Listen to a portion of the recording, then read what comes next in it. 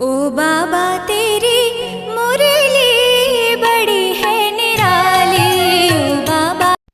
मीठे बच्चे, दूरंदेशी और विशाल बुद्धि बनो। शिव बाबा के कार्य में कभी डिस्टर्ब नहीं करना। डिस्टर्ब करने वालों को उच्च पद नहीं मिल सकता। प्रश्न, इस दुनिया में मनुष्यों को कौन से ख्यालात रहते हैं जो सत्युगी देवताओं को कभी नहीं आएंगे? उत्तर, यह मनुष्य समझते कि हम कमाएंगे तो हमारे पुत्र और पोतरे खाएंगे, लेकिन यह ख्यालात देवताओं में नहीं होंगे, क्योंकि उनके पुत्र और पोतरे सब यहाँ से ही वर्षा लेकर जाते हैं। वह समझते हमारी अविनाशी राजाई है, यहाँ ही हर एक अपना अपना पुरुषार्थ कर रहे हैं। गीत है, माता ओ माता तू है सबकी भाग्य विधाता। ओम शांति। बच्चों ने माताओं की महिमा सुनी। बच्चे जान चुके हैं किस किस माता की महिमा होती है। माताओं की इतनी महिमा करते हैं तो जरूर होकर गई है। अभी तो वह है नहीं। जो जगत अम्बा होकर गई है उनकी भक्ति मार्ग में महिमा होती है। अब वो क्या करके गई यह तुम भी नहीं जानते थे। जगदम्बा के मंदिर में जाते हैं, जाकर उनसे कुछ न कुछ मांगते हैं। कोई को बच्चे की आश होगी, कोई को आशीर्वाद मांगेंगे। अब जड़ चित्रों तो कुछ कर नहीं सकते, वह समझते हैं, परंतु यह है भक्ति। तुम जानते हो वह पास्ट हो गए हैं। जगदम्बा की महिमा है, एक तो नहीं है। तुम सब ब्राह्मण कुल की पालना करते हो, फिर दैवी कुल की पालना करेंगे। तुम इस समय जैसे कि सारे जगत की पालना करते हो, परंतु कोई जानते नहीं है चंडिका देवी का भी मेला लगता है। चंडी का नाम देखो कितना छींची है। बाबा कहते हैं, जो आश्चर्यवंत भागंती हो फारकती देते हैं वह जाकर चंडाल का जन्म पाते हैं। घर में चंचलता करते हैं तो उनको कहा जाता है, तुम तो चंडी हो, चंडाल हो। बरोबर तुम देखते हो शिव बाबा का बनकर फिर बहुत चंचलता करते हैं। चंचलता चंचलता अर्थात अवज्ञा करते हैं। शिव बाबा की सर्विस में डिस्टर्ब करते हैं तो अंत में चले ही जाते हैं। कोई भी ब्रह्मा कुमारी सेंटर में होगी, कुछ चंचलता करेगी, किसी को समझा नहीं सकेंगी, वह क्रोध करती होगी तो सब कहेंगे इनमें तो बहुत क्रोध है। अब चंडी का एक तो नहीं है, बहुत होती है। देवियों की महिमा भी है, और फिर ऐसे जो चंडिका आदि बनते हैं उनका भी गायन है। फिर भी ईश्वर के बने हैं, भल कोई चले जाते हैं फिर भी स्वर्ग में तो आएंगे ना, मालिक तो बनेंगे ना। भल मालिक तो राजा रानी ही बनते हैं, लेकिन प्रजा भी कहेंगी हम मालिक है। लोग कहते हैं ना हमारा भारत महान है। आजकल तो गीत में भी गाते रहते, भारत बहुत अच्छा था। अभी तुम बेहद के बाप के बच्चे बने हो। गोपी वल्लभ की गोप गोपियाँ गाई हुई है। वल्लभ बाप को कहा जाता है, गाया भी जाता है। एक गोपी वल्लभ की अनेक गोपियाँ। सतयुग में तो गोपिकाओं आदि की बात ही नहीं है। अभी तुम बच्चे विशाल दूरंदेशी बुद्धि बने हो। बुद्धि का ताला खुल गया है। इस जन्म की जीवन कहानी तो तुम अच्छी रीति जानते हो। हर एक को नशा तो रहता है ना। अभी बिरला है, उनको अपने धन का नशा होगा, समझेंगे मैं बहुत साहूकार हूँ। परंतु तुम जानते हो जो आज साहूकार है वह फिर गरीब बन जाएंगे। तुम्हारी और अन्य मनुष्यों की बुद्धि में रात दिन का फर्क है। कोई को क्या नशा रहता है, मैं फलाना हूँ, ऐसे हूँ। इनको मैंने ब्रह्मा को भी नशा था ना, मैं बड़ा जोहरी हूँ। अभी समझते हैं वह सभी नशे कौड़ी के मिसल है। तुम बच्चों को कितना नशा चढ़ा हुआ है। वह समझते हैं हम कमाएंगे फिर हमारे पुत्र पोतरे खाएंगे। यहाँ तो वह बात नहीं है। तुम जानते हो हम बेहद के बाप को जानकर उनसे वर्षा पा रहे हैं, जिसकी प्रारब्ध हम ही खुद जन्म बाय जन्म पद पाएंगे। पुत्र पोतरे आदि यह सब पुरुषार्थ कर रहे हैं, हमारे पोतरे खाएंगे। यह ख्यालात वहाँ नहीं रहती है। समझते हैं अविनाशी राजा ही है। या तो राज्य लोग समझते पुत्र पोतरे खाएंगे। तुम अभी बाप से इतना वर्षा लेते हो, ऐसे कर्म करते हो जो 21 जन्म उसका फल मिलता है। पुत्र पोत्रों का ख्याल नहीं रहता, वे भी सब यहाँ ही वर्षा पाते हैं। तुमको कितना ज्ञान है। मनुष्य तो कुछ भी नहीं जानते। गॉड फादर जिनको इतना याद करते हैं, जरूर उनसे इतना भारी सुख मिलता होगा। गाते हैं ना, हे परमपिता परमात्मा रहम करो। उनको परमात्मा कहा जाता है। वह सुप्रीम है, जन्म मरण रहित है, इसलिए उनको परमात्मा अर्थात परमात्मा कहते हैं। सभी आत्माओं का रूप एक जैसा है। जैसा जैसा पुरुषार्थ करते हैं वैसा पद पाते हैं। उनकी आत्मा अच्छा पढ़ती है तो नारायण बनती है। कोई फिर फेल होंगे तो राम बनेंगे, आत्मा ही बनती है ना। तुम्हारी आत्मा समझती है मैं परमपिता परमात्मा से राजयोग सीख रही हूँ। आत्मा फिर आकर नया चोला पहन पाठ बजाएगी, नर से नारायण बनेगी। यह तुम बच्चों की बुद्धि में है नंबरवार पुरुषार्थ अनुसार। फिर यह ज्ञान प्राय लोप हो जाएगा। वहाँ कोई पतित होता नहीं। ज्ञान किसको देंगे? पतित पावन को यहाँ दान करते हैं।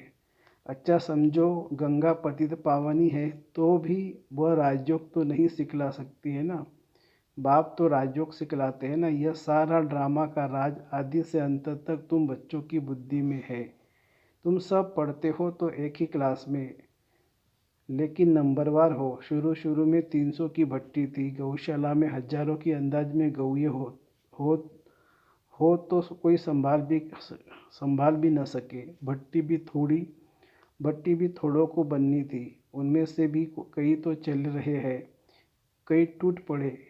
कोई बच्चे समझते हैं हम पहले से होते तो अच्छा था, परंतु ऐसे भी नहीं है। पुराने कितने भागंती हो गए। 25-30 वर्ष वाले भी इतना नहीं याद के रखते हैं कि वह बेहद का बाप है, जिससे वर्षा पाते हैं, बाबा स्वर्ग का मालिक बनाते हैं। सेकंड की बात है, बाप कहते हैं तुम मेरा बनने से स्वर्ग के मालिक बनेंगे। जीवन मुक्ति तो राजा रानी भी पाते हैं, प्रजा भी पाती है। गाया हुआ है सेकंड में जीवन मुक्ति। बच्चे जो पूरा पढ़ते नहीं वह क्या करते रहे होंगे। चंचलता, कोई बच्चे तो बड़े आज्ञाकारी होते हैं, बाप से भी अच्छा मर्तबा पा लेते हैं। बाप 100-200 कमाने वाला होगा, बच्चा लखपति बन जाता है। तो अलौकिक संबंध में भी ऐसे होता है। 7 रोज वाला बच्चा 25 वर्ष वाले से भी तिखा चला जाता है। नंबरवार तो होती ही है ना। तुम वास्तव में सब सजनियाँ हो, एक साजन को याद करते हो। तुम जानते हो बाप आकर हमको सुखधाम का वर्षा देते हैं। लौकिक पति है फिर भी याद उनको करते हैं जो पतियों का पति है। पारलौकिक साजन अमृत पिलाते इसलिए उनको याद किया जाता है। फिर तुम स्वर्ग के मालिक बन जाते हो, फिर वहाँ कोई को याद नहीं करते। अभी के पुरुषार्थ से तुम 21 जन्म प्रारब्ध पाते हो। तुम्हारी बुद्धि कितनी खुली है, वह भी नंबरवार। तो बादशाही भी नंबरवार लेते हो। तुमको सब समझा दिया है। यह अच्छी रीति पढ़ाई पढ़ने से तुम पद भी इतना उच्च पाएंगे, नहीं तो अनपढ़े पढ़े के आगे भरी होएंगे। इसमें पुरुषार्थ बहुत अच्छी रीति करना है। अभी टाइम अच्छा है पुरुषार्थ के लिए। तुम जानते हो जहाँ जीना है वहाँ ज्ञानामृत पीना है अथवा पढ़ते रहना है। सैपलिंग लगाते रहते हैं। कोई झट समझ जाते हैं तो समझा जाता है इनका पद तो अच्छा देखने में आता है। अच्छा नज़दीक का फूल है, तन मन धन अर्पण कर बैठा है, सर्विस में अच्छा लग गया है। समझता है अपना समय जितना सर्विस में देंगे उतना फ़ायदा है। जैसे बाबा हम ज्ञान नेत्रहीन अंधों की लाठी बना है, ऐसे हमें भी बनना है। तुम एक दो की लाठी बनते जाते हो। अंधा बनाया है रावण ने। यह तुमको समझाया जाता है कि इस समय सारी दुनिया लंका है, सब शोक वाटिका में है। नाम रखा है अशोक होटल, वहाँ खूब मज़े उड़ाते हैं। अब अभी तुम जानते हो बाबा आया हुआ है महाभारत लड़ाई लड़ने। बाबा आया हुआ है, महाभारत लड़ाई सामने खड़ी है। यह तो लगनी है, जबकि घर के गेट्स खुलने हैं। द्वापर की तो बात ही नहीं है, अभी तो घोर अंधियारा है ना। ब्राह्मणों की रात अब पूरी हुई, बाबा आया हुआ है। यह बातें तुम बच्चे ही जानते हो। स्कूल में पढ़ते हैं तो कोई बहुत अच्छे मार्क्स लेते हैं, कोई फेल हो जाते हैं। फेल की निशानी है चंद्रवंशी में चले जाएंगे। राम को क्षत्रिय की निशानी दिए अर्थ नहीं समझते हैं। लव कुश की क्या क्या बातें बैठ सुनाते हैं, कितने झूठे दोष बैठ लगाते हैं। गाते हैं राम राजा राम प्रजा धर्म का उपकार है, फिर यह सब बातें कहाँ से आई? यह सब बातें समझने की है। तुम जानते हो यह नॉलेज नंबरवार हमारी बुद्धि में है। स्टूडेंट को बहुत तीखा पुरुषार्थ करना चाहिए। हम गॉड फादरली स्टूडेंट हैं। टीचर को कौन नहीं याद करेंगे? हम हैं पतित पावन गॉड फादरली स्टूडेंट। इसमें बाप, टीचर, सदगुरु तीनों ही आ जाते हैं। तुम सब सीताएं हो ना? रावण की शोक वाटिका में पड़े हो। इनकॉर्पोरियल गॉड फादर इज ज्ञान सागर नॉलेजफुल। श्री कृष्ण को अथवा लक्ष्मी नारायण को ऐसे नहीं कहेंगे। उनकी महिमा ही न्यारी है। गीत में भी गाते हैं उनकी महिमा अपरंपार है। जो ऐसा बनाते हैं। तुम कहते हो बाबा हम आपसे पूरा वर्षा लेंगे, लेकिन कितने मीठे हो आप, कितने मीठे हो, कितने प्यारे हो। लक्ष्मी नारायण कितने मीठे, कितने प्यारे हैं। लक्ष्मी नारायण के चित्र देखो, हमेशा मुस्कुराहट वाले दिखाते हैं। तुम जानते हो देवता इस भारत में ही थे, अभी कहाँ है? तुम सबको बतला सकते हो कि यह उनका अंतिम जन्म है। फिर से श्री कृष्ण बनना है। अभी कृष्णपुरी स्थापन हो रही है। श्री कृष्ण की आत्मा भी अभी राजयोग सीख रही है। तुम भी श्री कृष्णपुरी में जाना चाहो तो राजयोग सीखो। लक्ष्मी नारायण कहने से मनुष्य मूंझ जाते हैं। श्री कृष्ण को झूले में झुलाते हैं, पूजा लक्ष्मी नारायण की करते हैं। उन्हों का बाल चरित्र कुछ भी है नहीं। राधे कृष्ण फिर कहाँ गए, क्या हुआ, कुछ भी पता नहीं है। राधे कृष्ण कोई आपस में भाई बहन नहीं थे। अभी राधे कृष्ण का राज्य तो है नहीं। द्वापर में भी उन्हों की राजधानी का कुछ पता थोड़ी है। तो यह सब बातें समझने के लिए बहुत अच्छी बुद्धि चाहिए। लिटरेचर बनाने में भी मेहनत लगती है। मनुष्य विष्णु के अलंकार दिखाते हैं, परंतु वास्तव में विष्णु के अलंकार होते नहीं हैं। विष्णु व लक्ष्मी नारायण को शंख थोड़ी है, तो हम क्या लिखें? मनुष्य तो कुछ भी समझा न सके। शंख तो है तुम्हारे पास, तो अलंकार जरूर ब्राह्मणों को देना पड़े। कहेंगे यह ब्राह्मण फिर कहाँ से आए? समझ नहीं सकेंगे। तुम समझा सकते हो, हम ब्राह्मण स्वदर्शन चक्रधारी है। यह सब बातें समझाने में बड़ी ही विशाल बुद्धि चाहिए। प्रजा में जाने वाले मोटी बुद्धि समझ न सके,